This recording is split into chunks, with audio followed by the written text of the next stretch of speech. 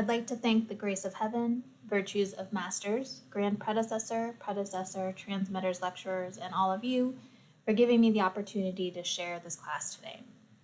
So, The Wisdom of Bright Light is a published book series that the literature department of the Zhongde College in Taiwan put together. So it's a book of, like a collection of channelings and scriptures from Buddhas over past years, and it was translated into English. So it has 8 chapters or topics, including things like about Tao, how to propagate Tao, things like, building up good karma and managing our emotions. But today we're going to focus on the practice, experience, and trials. So Buddha said, from the moment that we are born, have we faced some suffering? Okay, so suffering, we know, is a universal concept for all living beings. And we also know that suffering, in some sense, is always going to be inescapable. And he says, behind every pain is a self-challenge. It is also a way to improve our ability to cope and increase our experiences as well as our knowledge. Okay? So to cultivate Tao is not to escape life, but to accept the natural ups and downs, right? The ebbs and flows, including hardships. So it becomes part of the practice and the cultivation of Tao. So it's the same with cultivating Tao. Now, the more we listen and contemplate upon Tao, the more flavor we can experience. So he says, like eating white rice, the more we chew, the more flavor there is. And it's the same with Tao. So we can kind of think of it like slow steeped tea, right? The Tao reveals itself not all at once, but kind of in layers. So it's subtle at first, then becomes richer and deeper as we continue to learn and understand and absorb the Tao principles. So he says, the person must go through some trials and hardships. Only with refinement will there be growth. So Buddhas have said, just as metal is purified by fire, the soul is refined by adversity and hardships. And without trials, how does one show steadfast courage of a brave person? Okay. So Buddha also said, courage is not born in still waters. So a brave person's not made by praise or by, ease, but by what they face when nobody is watching them. So we can think of it like steel. They persist no matter what. So always be able to keep going. Trials and hardships give us chances to demonstrate our courage, our strength, and our growth. And he says the greatest hardships reveals our wisdom and virtue. So how could our wisdom and virtue flourish or be tested without some sort of hardships, right? So we want to be honest and do not be afraid of hardships when we're cultivating Tao. No matter what we're doing, be persistent and patient with our aspiration. Otherwise, it will be difficult to succeed. He says, starting is the hardest part. Not everything will go smoothly, and not everything will be painful either. So again, we know life has ups and downs. Not every moment's going to be happy and easy, but not every moment is going to be hard either. So there's this quote that I actually really like, and it's something like happiness is a mood and it's a condition, it's not a destination. So it's like being tired or hungry, it's not permanent. It comes and goes, and that's okay. And if more of us thought of it that way, we'd find happiness a lot more often. Okay? So life is really a journey with twists and turns. It's not a straight line. So we just want to recognize that, and accept it, be able to adapt with it. And he says there are successes and failures in life.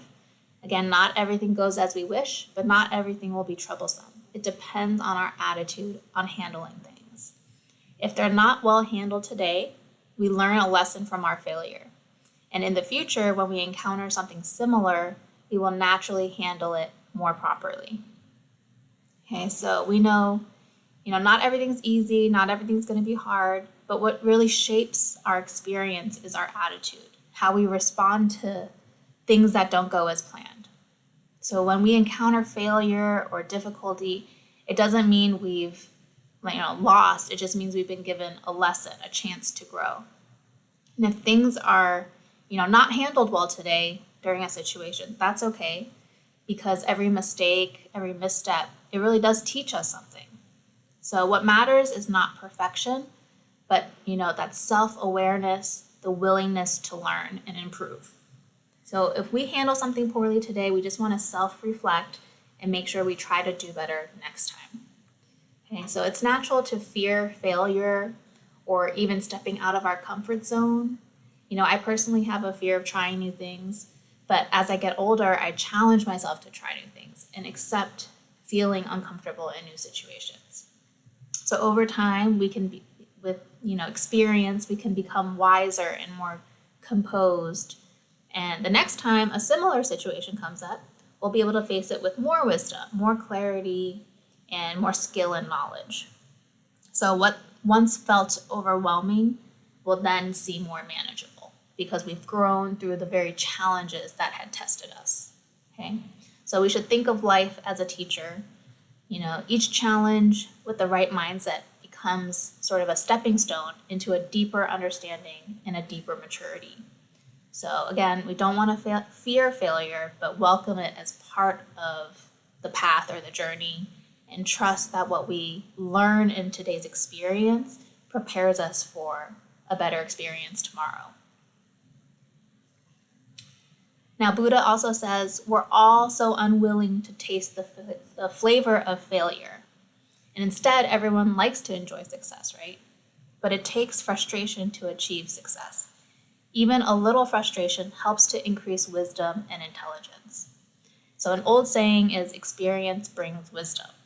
Now, if our life goes very smoothly, then when we encounter some frustration for the first time, we will get hurt more seriously, feel sadder and lonelier than anyone else does. And he says, a flower in a greenhouse cannot take the challenges from winds and rain outside. So this kind of resonated with me because I had a similar upbringing where, I had very loving parents, very protective. They took great care of me my whole life. So when I went to college and was on my own for the first time, I just remember I called them for help all the time and didn't know how to do a lot of things. So one really bad snowstorm, my flight was canceled. I didn't have anywhere to stay. I didn't know what to do. And obviously my parents couldn't help me. They were in a different state. So I had to kind of just grow up and figure out how to do things for myself. But I remember how it felt very painful, very frustrating that first time I hit a roadblock and didn't have that safety net, right? So I realized I had to learn to grow up and learn how to handle problems that are going to arise. It's going to happen. So Buddha's asked, are we the flowers in that greenhouse? If we are not, then we need to take it and go through all the rain and winds. So no matter whether the trial and frustration is big or small, if we can face it with a cool and composed attitude, things will eventually turn out to be all right. So we need to have, strength of character, but of course not be arrogant. We want to be humble and always have backbone in doing things and marching forward. So do not be afraid of coming across frustrations. Failures are inevitable in life. So do not be afraid of going forward only because we have failed once or twice. So just remind ourselves, we keep going. If we fall down, get back up and just keep trying. It'll all be okay and work itself out eventually.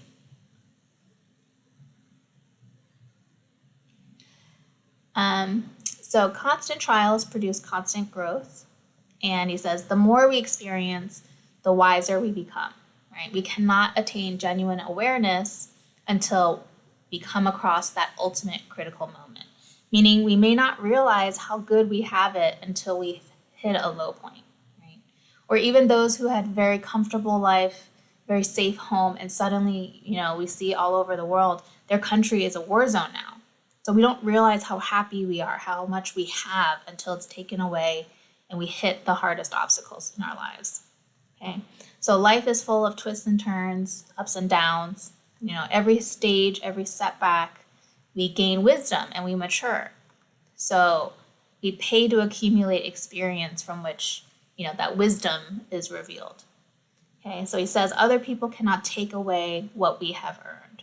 So we should appreciate the experience we gain when we encounter an obstacle. And realize we will not understand the taste of pain when we are happy, and we will not know how wonderful it is to be happy until we have tasted pain. So when we're facing hardships, we need to change our mindset and think without experiencing pain and failure, it is difficult to achieve great accomplishments. Otherwise, we will experience even more pain when adversity and hardship strike one day. It will be more difficult to get back up after falling. So we want to take hardship as trials and opportunities to gain experience, right? Realize that everything is a learning experience. And that is what life is all about. So there's this famous example of Thomas Edison and his invention of the light bulb. He's famously failed over 1,000 times before he successfully invented a usable, long-lasting electric light bulb. Now, each attempt or failure, he said, was like a lesson in what didn't work. So his quote that was really famous, he said, "I have not failed, I've just found 10,000 ways that won't work." So we know eventually his perseverance led to one of the most important inventions in history. So we can see how pain and persistence through repeated failure are, essential parts on the journey to achievement. So Buddha says we need to stand on solid ground in Tao cultivation. There is no shortcut for that. Every Buddha achieved enlightenment through pain and hardship and trials. They do not become Buddhas immediately after birth. So from withstanding suffering, they were refined. It is very meaningful. They said that they take these trials for sentient beings. So these Buddhas, they were so busy running around spreading Tao, regardless of the hardship and difficulties, they just went where they should, and that is why they became Buddhas and immortals, right? So, they make it look very easy, but they truly went through some really challenging trials that a normal person would not be able to pass. So, for example, Immortal Lui, he had to go through 10 difficult trials before he became an immortal. So, there was one test where a beautiful woman tried to flirt and seduce him, but he was completely unfazed by that temptation, and so he passed that test. There was another test where his home was robbed, and he didn't feel any anger or distress about it, and he went back and worked in the fields, and he came across gold, but he didn't show any greed. He covered the gold back up and did not take any of it, right? So Buddhas become Buddhas because they're able to endure these tests and hardships and can make it through it, right? They use their wisdom. So Buddha says we will also reach Buddhahood as long as we have the aspiration to do so. We have to follow their footsteps and their mercy, and eventually we will reach Buddhahood. But if we give up halfway, we will never become a Buddha, a saint, or a sage. We will waste the long period of time we already put into cultivating ourselves.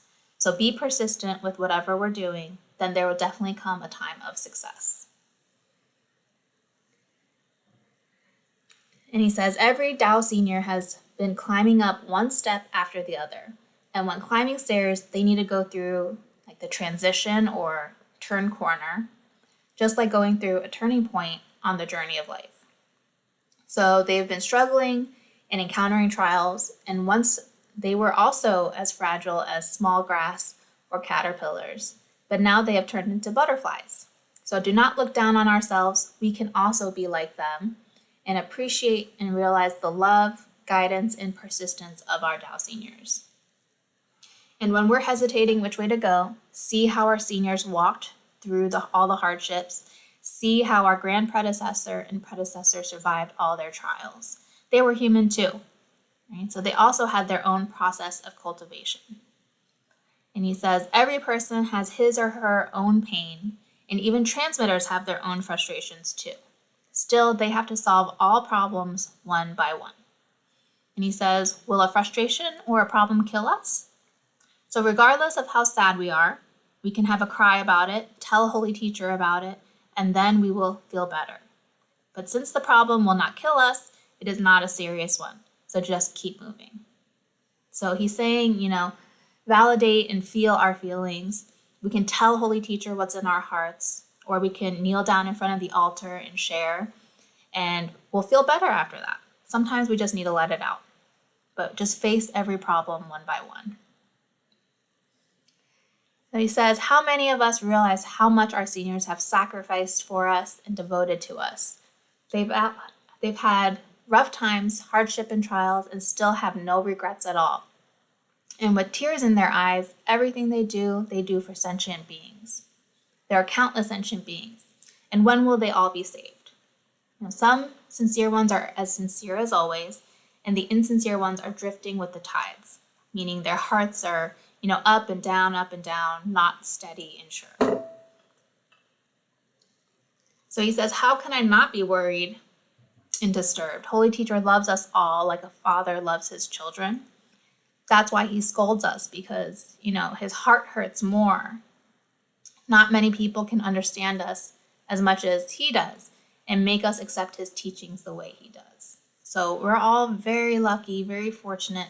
We have our Holy Teacher. He's so loving, compassionate, and cares about each of us. And he says, everyone prays to Jigong Buddha for something, but we never know how exhausted he is. So we pour out our trouble to our teacher, but to who can our teacher, pour his heart out to himself when he has pains and bitterness in his heart? So he says, as a disciple, if we really miss our teacher, we should not only miss him in our heart or say it with our mouth, but rather we should practice the Tao. Right? The more we practice the Tao, the closer we are with our Holy Teacher. And it's more meaningful to our Holy Teacher if we act on and do the things he tries to teach us. And again, he says it's not enough just to miss Holy Teacher. We should share his sorrows. He's shouldering the holy mission of the salvation of the three realms. And all the creditors who we owe in past lives or bad karma, they're asking us to pay our debt now. But fortunately, since we're cultivating Tao now, what we've done is not complete yet, and Holy Teacher has to shoulder our debts every time and everywhere until the day we return to heaven. And he says, many ghosts in other realms say to Holy Teacher, Jigong Buddha, that is so not fair. They say to him, you protect your disciples, but then who should we collect our debts from? And Holy Teacher says he feels really sad to hear that all the Buddhas feel ill at ease too. So for all these years, we've all been through a lot. So we must have some understanding of the unspoken words in our teacher's heart. So most of us, we've been in the temple for a while. If we're in the third year class, it means we've been studying the Tao for a while now too. And I'm sure we can realize or recognize, Holy Teacher is always so kind and gentle with us, but we also can feel the urgency and worry from our Holy Teacher, right? So if we want to be a good disciple, we want to help our teacher shoulder his burdens and his missions as best we can, and also, right, remember to feel appreciation and gratitude for how much of the karma he carries for us every single day. He says nowadays people are very different. When it comes to going to remote places, they think, I'll go some other time. And one day passes, and that's okay. But one day turns into 1 month. And then this month becomes too busy, and it waits until next year. Right? So one day turns into 1 month, into 1 year, saying they have no time, and it becomes the excuse. When actually, time is arranged by us. If a person has a heart to do something, they will arrange it. Okay? So remind ourselves that we don't find time, we make time. Right? We have to prioritize the important things. So it's not saying that we have to drop everything, dedicate all our time to temple. But if something's important to us, we have to make time in our busy lives to help where we can. He says, do not be afraid of difficulties. When encountering them, try to find solutions. Otherwise, ask Holy Teacher. He will surely help us. And he said before, as long as we are in a holy position working for God, Holy Teacher will definitely help us resolve it. So he says he hopes our sincere heart will be lasting, that we're not cheating him in the moment, and it will be very difficult to undertake our heavy vows if they're made on impulse. So who would be responsible for that, he says. So always remember to cultivate ourselves well first. As long as we are doing holy affairs, whenever we encounter hardships, God will definitely help us. We all think of our holy teacher first, but all of the deities and Buddhas will also help us as long as we have a sincere heart. And it also depends on each person's karma too. So he says, if we have insincere intentions, then we are actually deceiving ourselves. Everything relies on ourselves. So this phrase applies to our journey of life or on our road to cultivation. It's the same. Okay. So with every journey we undertake, whether it's the path of life or the deeper road of cultivating, the foundation is the same. It's about our intentions, our sincerity. Right? So if our heart is not truly sincere, if our commitment is half-hearted or maybe clouded by doubt, then we're only really fooling ourselves. Okay, so no external force can carry us forward or force us to cultivate. Everything depends on our own, dedication and intention. So this applies equally to everything in life, even with Tao cultivation. Okay, so whether we're pursuing a career, building relationships, or trying to attain Buddhahood, the journey requires honest self-reflection.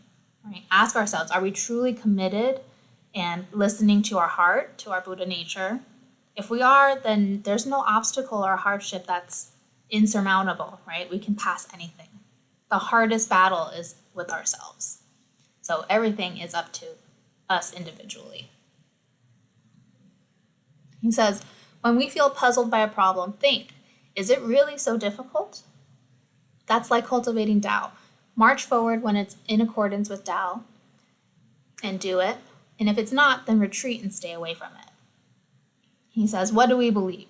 We believe in principle or truth, right?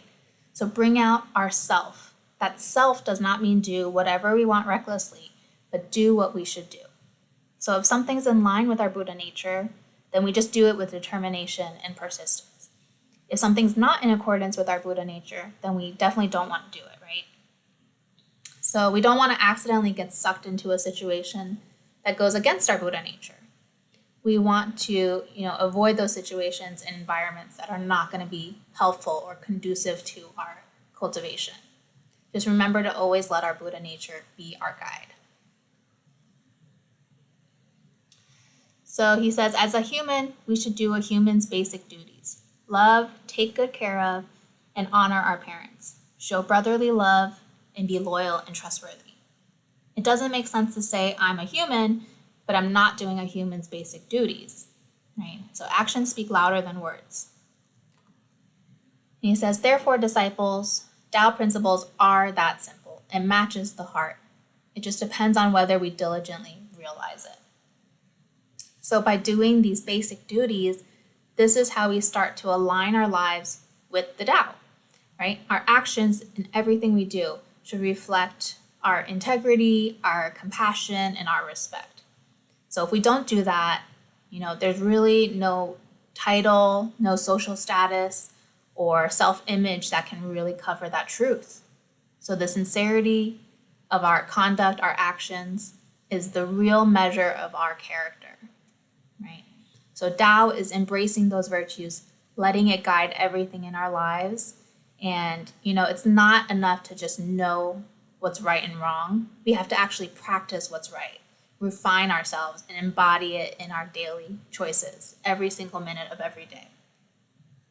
So Tao's not just found, in meditation or in the mountains and isolation. It's also in everything we do and how we treat our elders, how we speak to our family and friends, how we keep our word and how we handle situations.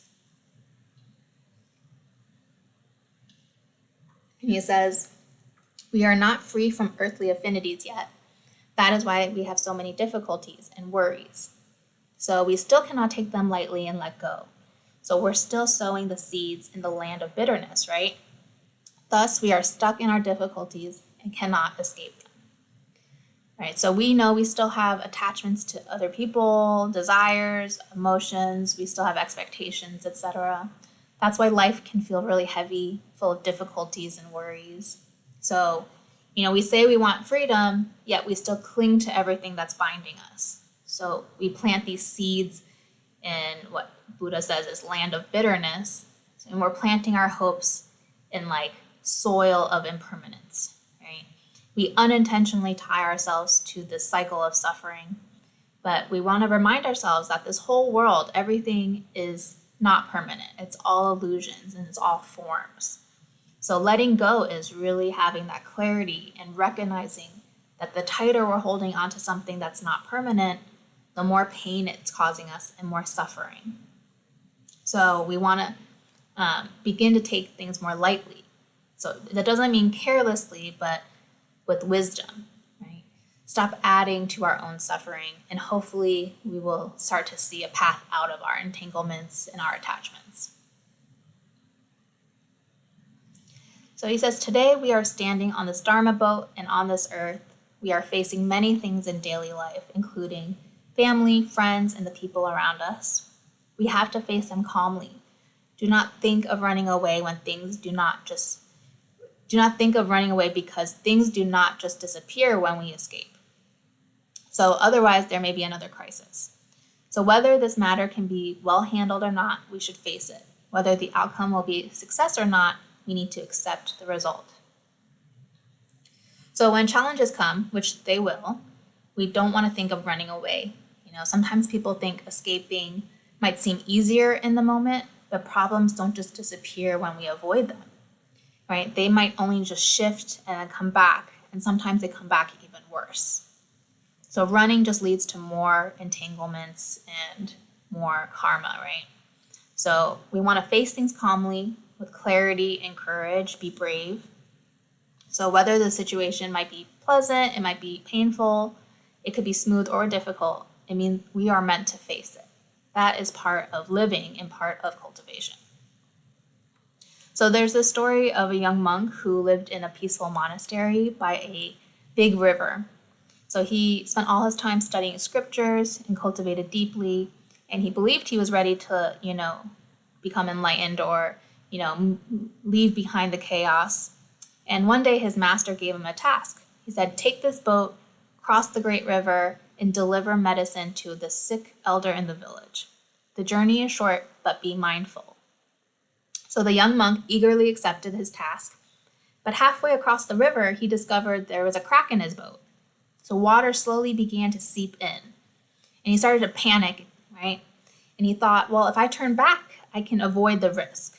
But then he remembered the elder who was waiting in pain and needed medicine. So he remembered his master's words to be mindful. And instead of, running away, escaping, he calmly assessed the situation. He slowed down his breathing and used his wisdom. He used his robe to slow down the leak, and he just kept paddling steadily forward. So he didn't try to escape the problem, he really did face it. Now, when he reached the other side, he was all wet, but he was safe, and the elder was able to get the medicine. Now, on his way back, the boat actually did sink near the shore. So the monk smiled, he had made it, he completed his task, and he knew he faced the storm. So when he returned, his master told him, said, today you truly did practice the Dharma. You didn't abandon the journey. You stayed present, handled what came up, and accepted the result. This is how we walk the path, not by avoiding life, but by sailing through it with a steady heart. Right? So whether things turn out as we hope or not, it's not only the result that matters, right? It's also in the way that we handle it. Do we do what we should sincerely and accept the outcome with grace? So even when things don't go our way, remember that the experience itself is also a teaching moment, or, it could be heaven's test in disguise.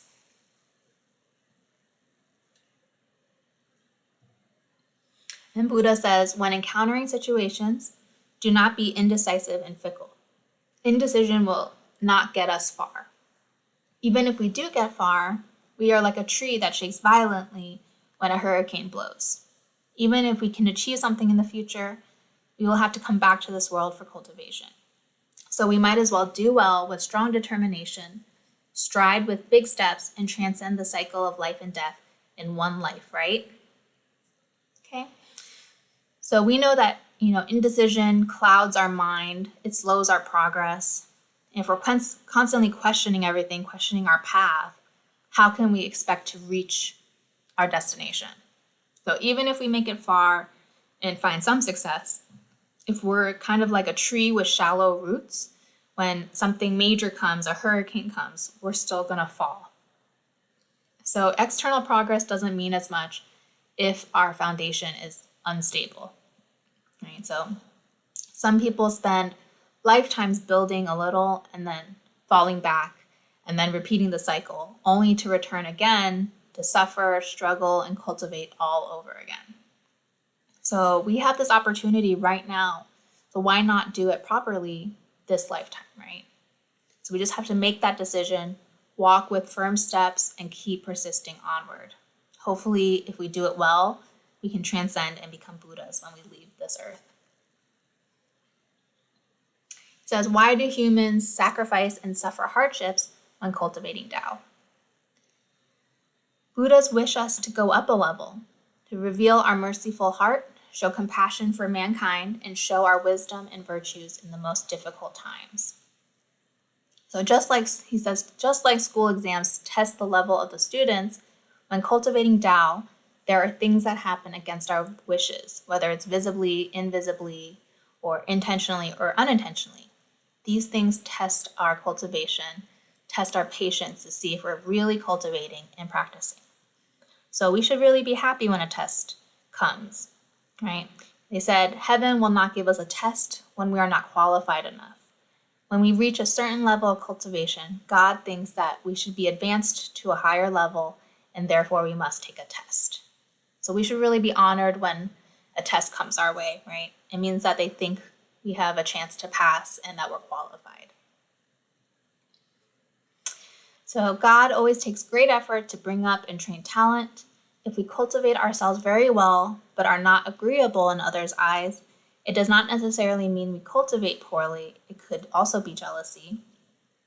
And to train a person of talent, heaven cannot allow us to be too successful, otherwise our heart would float in the wind. Neither can heaven give us too many adversities, lest we shrink away from difficulties, right? It has to be the middle. He says, to train and mature us, heaven has designed trials and tests. But God and Buddhas are so worried, just like some of us who have children and protect them so carefully when they're little. One day when it's time for them to leave and pursue their own lives, their own careers, how would we feel?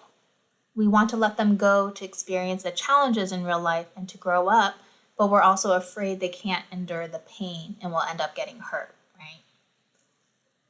So the concerns and love we have for our children are exactly the concerns and love God has for us.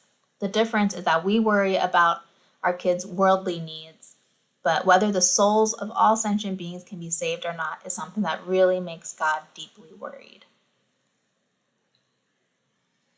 And in the process of cultivating Tao, should we let the external environment affect our mind or let our mind create the environment? If the environment is too difficult to control, then control and adjust our mind. Okay?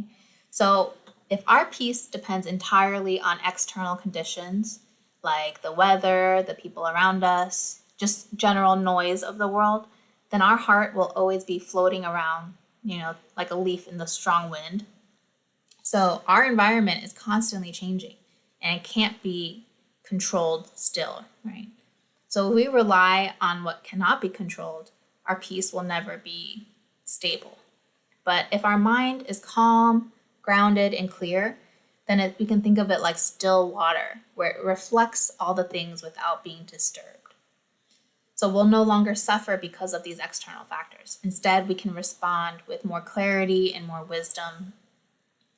And if the environment truly cannot be changed, if people, circumstances, or karma come our way, then it's not worth wasting our energy resisting what we can't control. Right? So instead, we want to adjust our mind. That's where the real strength and power comes from. So there's a saying, we may not be able to calm the storm, but we can calm ourselves.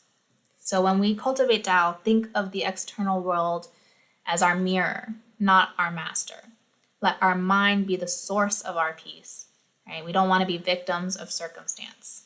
So we have the control. And when there's nobody to encourage us on our life journey, remember to encourage ourselves. Sometimes people cannot always take care of us. We need to take care of ourselves. So we don't want to rely on other people to constantly take care of us and help us, right? We want to also be able to take care of ourselves and help take care of other people too. It says, when we feel unwell, self-reflect and repent sincerely.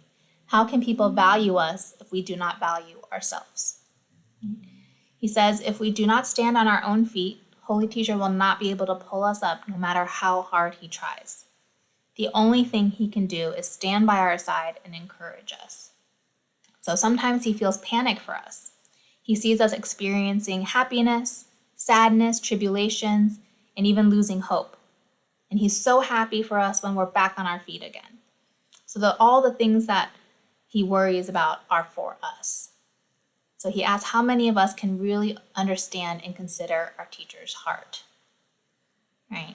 So we know our Holy Teacher is constantly by our side, constantly watching over us and guiding us and helping us, right? So we're never truly alone. But at the same time, we have to be able to self-motivate ourselves, right? We have to do the work ourselves. So I turned that last slide into a sort of self-affirmation we can say to ourselves as like a reminder when we're struggling. So even if no one encourages me, I will encourage myself. I will reflect when I feel unwell and grow from within. I value myself, not for others to see, but because I am worth it. So anytime we're struggling, having a bad day, encountering some hardship, just remind ourselves, use these scriptures and Buddha's words to help guide us and make us feel better.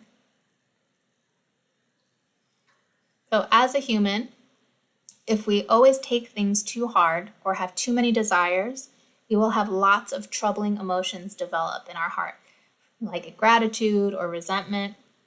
And no matter how unwilling we are, remember to let go of those feelings, or else we are just creating our own sea of bitterness. And he hopes that we are all able to transcend this trap. Now, if we do our duties well, do not demand too much from others, we will be at peace wherever we are.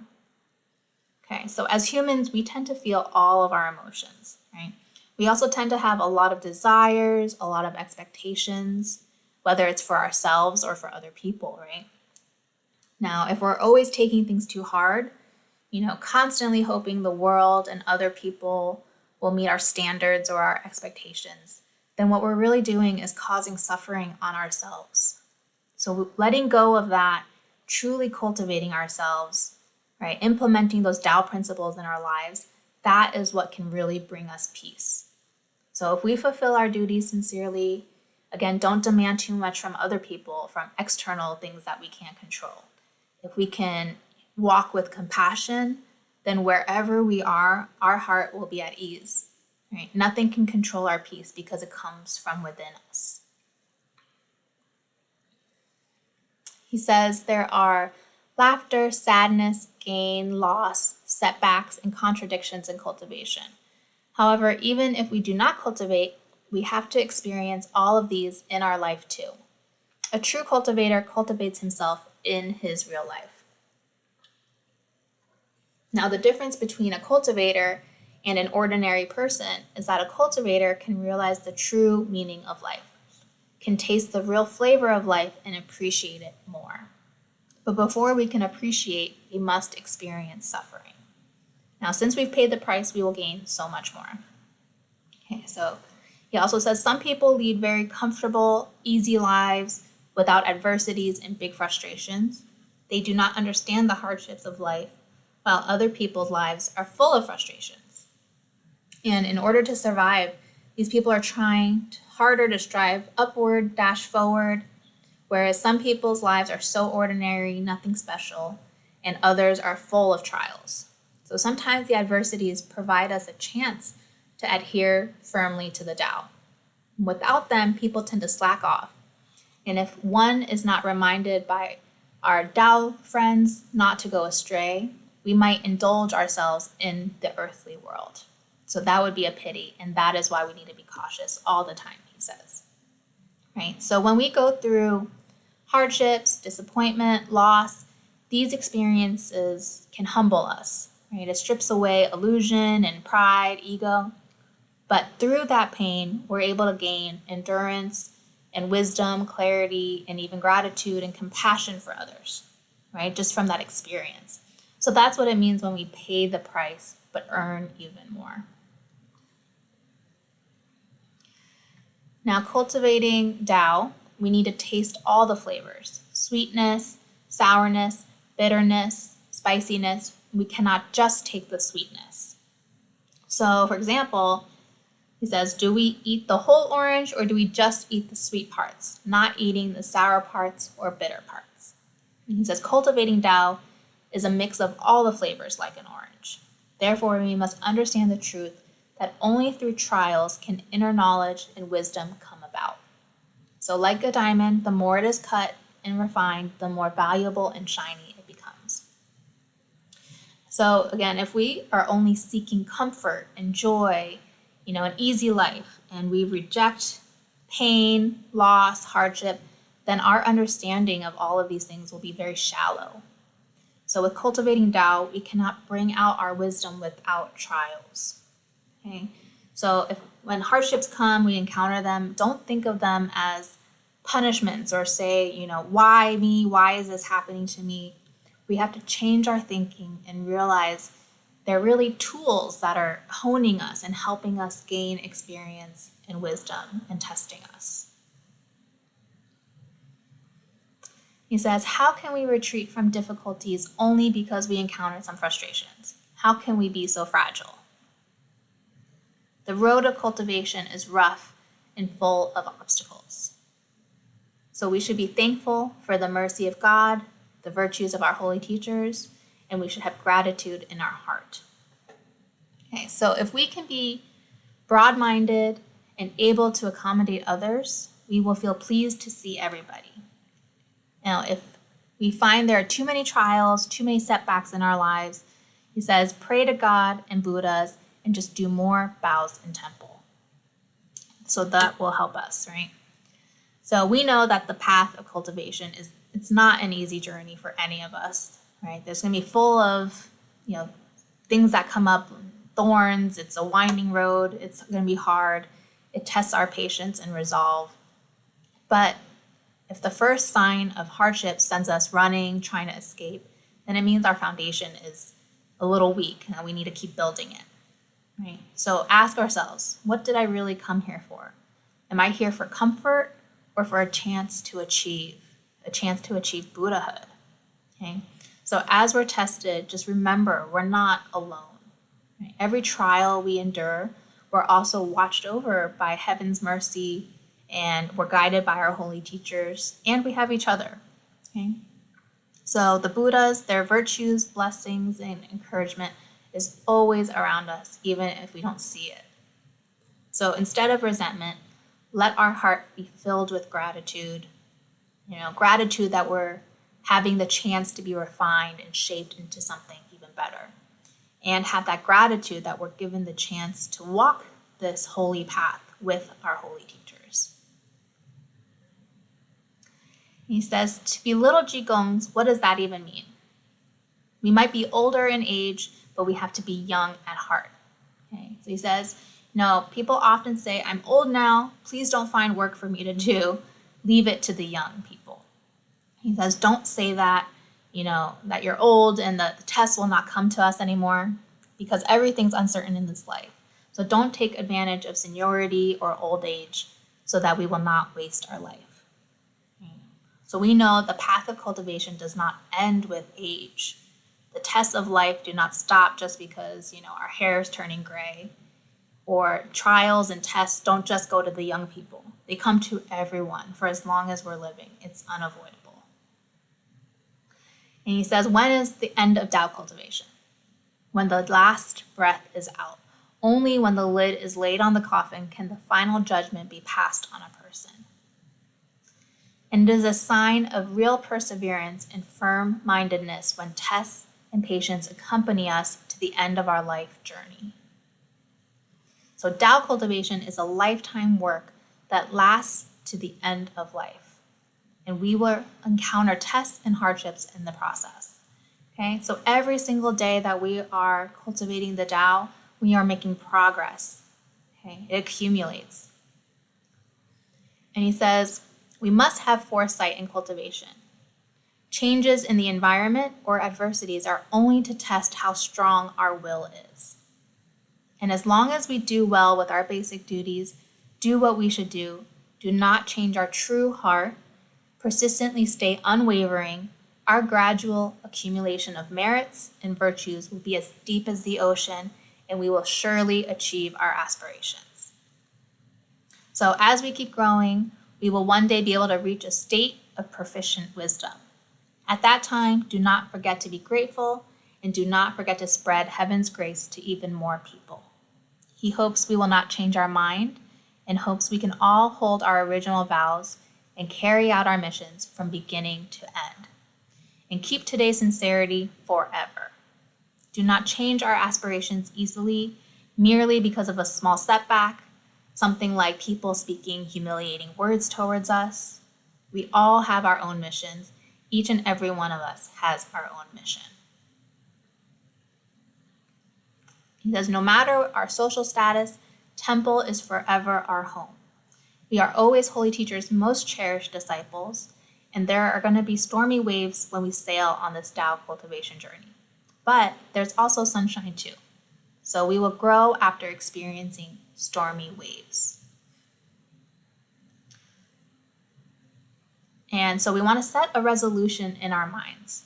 Whatever trials come our way, tell ourselves we will keep practicing, keep improving, do our very, very best to cultivate and achieve in this one lifetime, right? We have this opportunity. It's just up to us if we want to do it or not. So that concludes today's class today. If I said anything wrong, I ask heaven for forgiveness and for transmitters and lecturers to please correct me. Thank you.